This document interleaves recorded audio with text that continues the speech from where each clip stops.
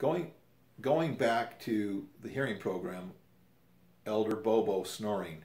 Bobo was from Huntsville, Alabama, I believe, and he was my fourth or fifth companion.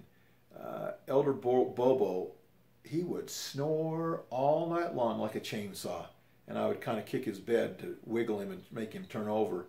But Elder Bobo was a good, hard-working missionary, but he snored like crazy, and I have a difficulty with sound, so it was really hard for me being in the same room with him.